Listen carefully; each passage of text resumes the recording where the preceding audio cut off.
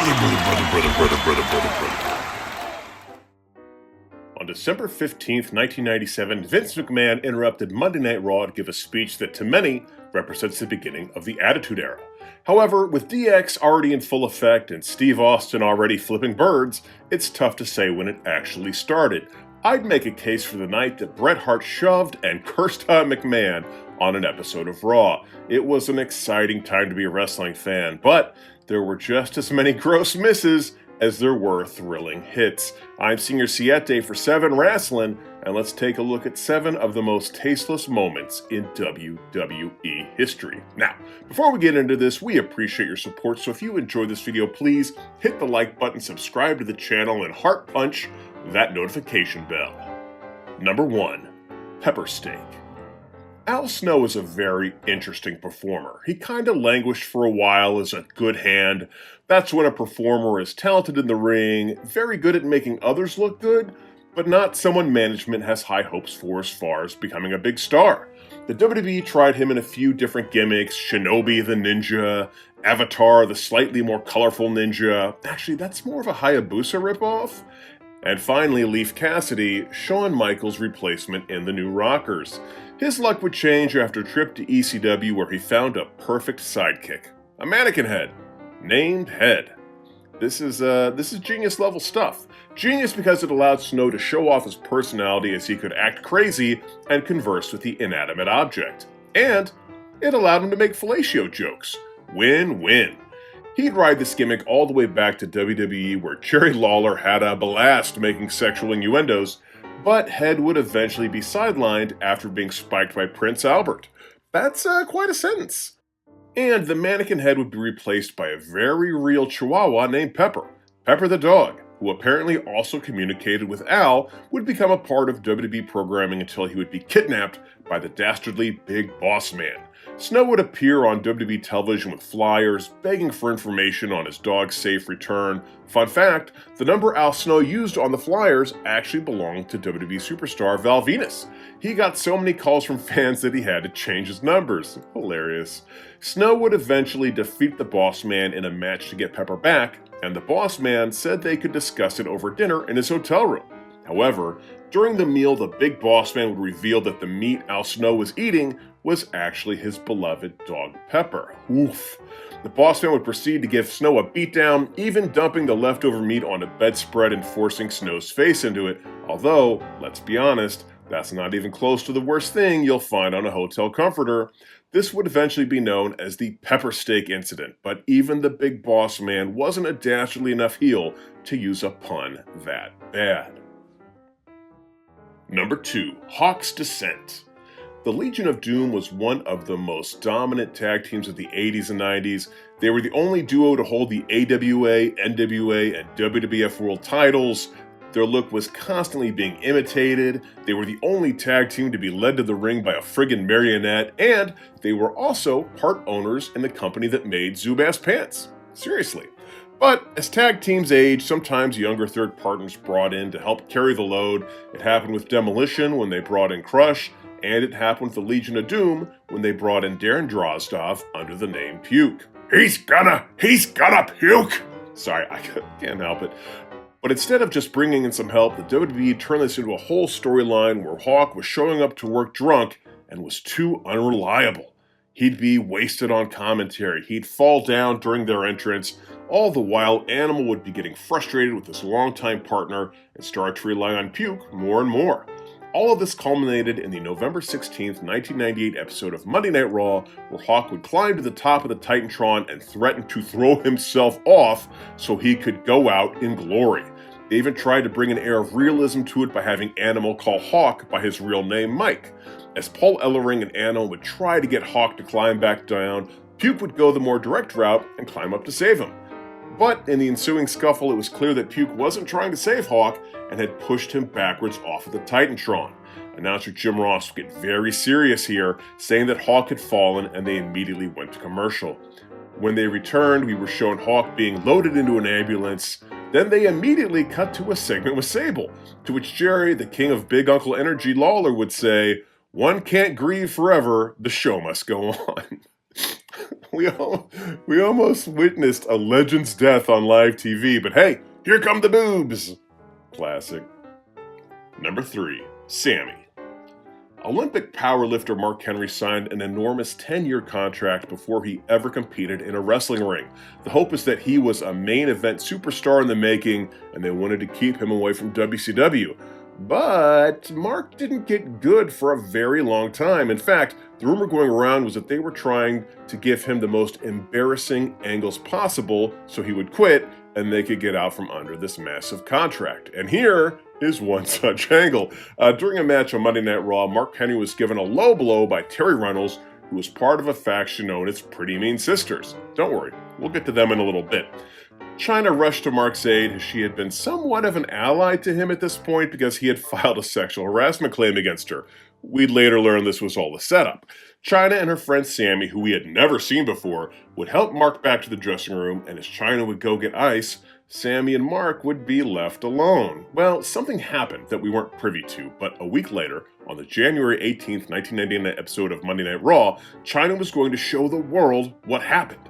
Henry begged her not to play the tape. Apparently it was very embarrassing, and his mother was in the audience. Cut to Mrs. Henry. Oh boy. Anyhow, Chyna would accept Henry's apology for whatever happened, but decided to play the tape anyways. What took place was Sammy putting the moves on sexual chocolate and him being very appreciative. Okay, how do we word this without losing monetization? Okay, when Henry would grope Sammy, and he'd be shocked to learn, screw it, I'll just use his words. Sweet Jesus, you've got a penis. Actually, knowing the Attitude Era, I have no idea how that didn't make its way into a t-shirt. Sammy would then take off his wig, or her wig, they never mentioned Sammy's pronouns, and say, yeah, that's why they call me Sammy. And the world's strongest man would be so disgusted that he would run to the bathroom and vomit. To which, when we return to the video, Chyna would hit the 90th of catchphrases by saying, she's a man, baby. Oh, we're so sorry, Mrs. Henry.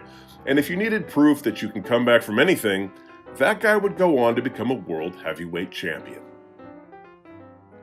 Number 4, May-September romance.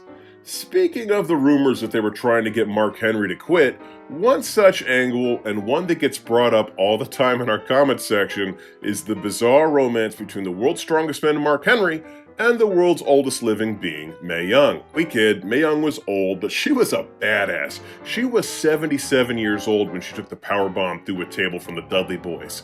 Mark Henry's sexual appetite simply couldn't be satiated. So, after his episode with Chyna and Sammy, Mark found himself in a relationship with Mae Young, and on one such occasion, they even felt the need to show the duo in bed, canoodling? I don't know, I'm already regretting making this video.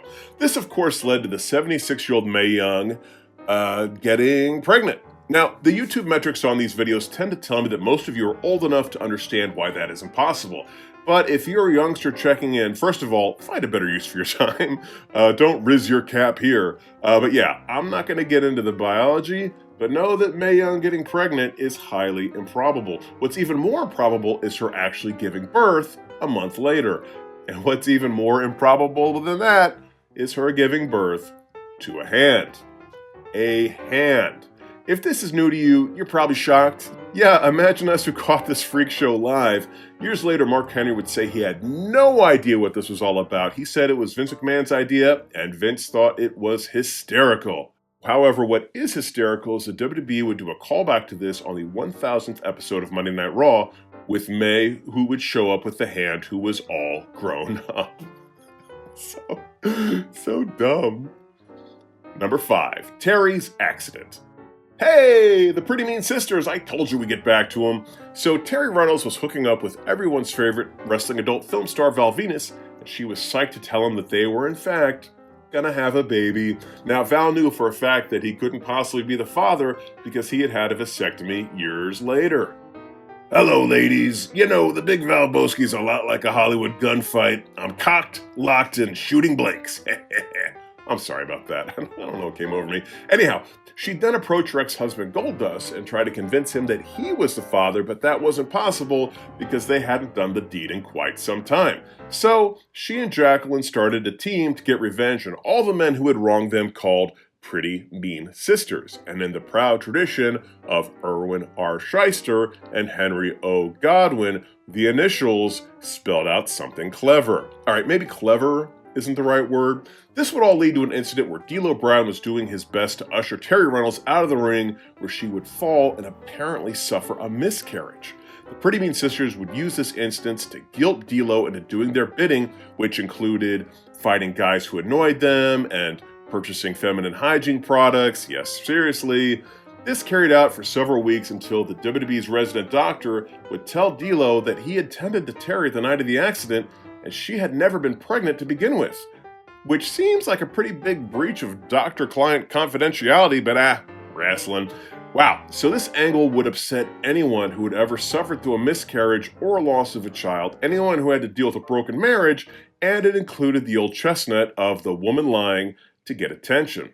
Speaking of which, number 6, stay in the tag team, Chaz. The Headbangers were a fun-loving group of ruffians who bounced around the WWE Tag Team division in the mid to late 90s. When Thrasher suffered a knee injury, Charles Warrington, then known as Mosh, would be given a singles run where he'd portray a 50s sitcom star named Beaver Cleavage, a 50s sitcom star who lusted after his mother while making horrible beaver puns. I know we should just stop it there, tasteless enough, but that's actually not why this is on the list. The gimmick was too dumb even for late 90s WWE, so Charles would denounce the gimmick in a shoot promo and declare himself just to be fun-loving Chaz. And the woman playing his mother was in fact his girlfriend Mariana. The couple would break up on Sunday Night Heat with Mariana begging fun-loving Chaz to take her back.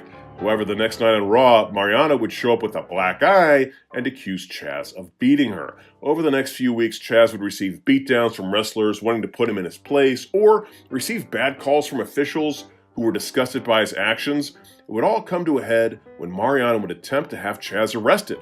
However, Chaz's former tag team partner Thrasher would arrive just in time with video proof that Mariana was lying about the assault. Mariana was arrested, the Headbangers were reformed, and Chaz would never get another shot as a single star. Number 7. Roads to the Bottom. Goldust was Attitude before the Attitude Era ever existed, so when everyone started stealing a page from the Jerry Springer playbook, Dustin Rhodes had to up his game. He started by changing his name to the artist formerly known as Goldust, which was very timely, seeing as Prince had started that trend like 6 years earlier. But nevertheless, the artist formerly known as Goldust would wear all kinds of outlandish outfits in an attempt to garner attention, like this one, or this one. He even dressed up as his own estranged father, Dusty Rhodes. But it was what he wore to the ring on the January 5th, 1999 edition of Raw that makes this list, and bell bottoms, gold chains, boombox, and blackface. Then they had him climb into the ring with African-American wrestler Flash Funk. Well, there's our list. Did we forget any other tasteless WWE angles? If so, please leave them in the comments section below. Also, if you enjoy this content, please like the video, subscribe to the channel, and hip toss that notification bell. Until next time, I'm Senior Siete for 7 Wrestling saying bye-bye.